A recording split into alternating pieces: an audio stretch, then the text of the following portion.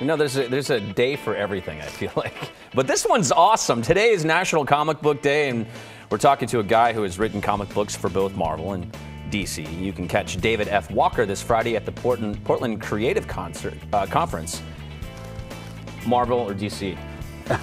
Who do you like working for? See, that's a question that you got to ask, right? Yeah. Oh, wait. That's all right. How about I say both? Since you never know who's going to come knocking on my door. Both would suffice. They both have their pluses and minuses. Let's put Who would it you that like way. to go back to? Well, I'm at Marvel right now. Okay, you are. So, okay. Yeah, so we're doing okay. We love you, Marvel. Yeah, they're go Marvel. How did you get into?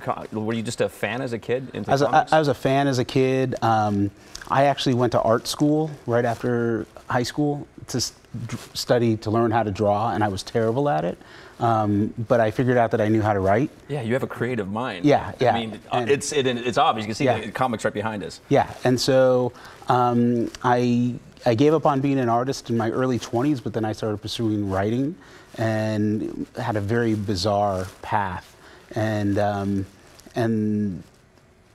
probably like in my late 30s, early 40s, I was having a midlife crisis. Like, what do I want to do with my life? And all my friends were like... A couple months ago? Yeah, it was a couple months ago, yeah.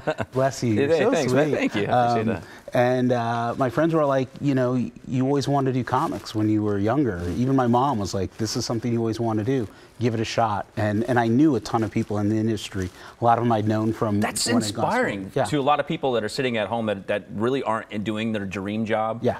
But you can always do your dream job, no matter what age. I didn't comfortably land in comics till I was in my 40s. No kidding. Yeah, no, I'm totally serious. It's kind of, I had other careers and did all kinds of things. How did you get selected? I mean, because you're obviously a very good writer. Yeah. How did you get selected? What were you writing to?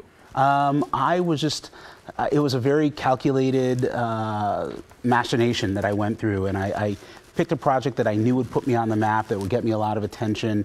I went after it. I found a publisher that was willing to put it out, and that got... Perseverance? Yeah, it was, but a lot of it was, I tell people it really took me like 20 years of being distracted by other things and another career, but I finally got to where I wanted to be. And now look at you. You actually teach at Portland State, right? I teach part-time at Portland State University. What don't you do? Get your hand in everything right now. Yeah, that's it. I don't cook, so I might have to pick up that cookbook. It was kind of interesting. So. There's a lot of learning right there. Yeah. So you got something going on this Friday, the Portland Creative Conference. Yeah. You're going to be speaking there. Yes. So what is that going to entail? What do we expect on Friday? Oh, well, I'm still figuring that out, but I'm going to talk a lot about what it takes to be a comic book writer, but in the larger sense, what creativity is, and creativity in terms of collaboration and compromise and learning how to be a good communicator. And this is a lot of what I talk about in my class at PSU. You're the founder and curator of the Portland, was it Black Film Festival? Yes, Portland Black Film Festival. Tell us a little bit about that.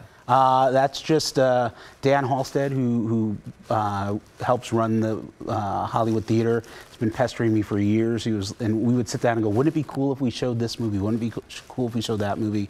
And then one day we were like, well, let's just do this, and let's just do a film festival. So I think we're coming up on year 5 or 6 or something like that.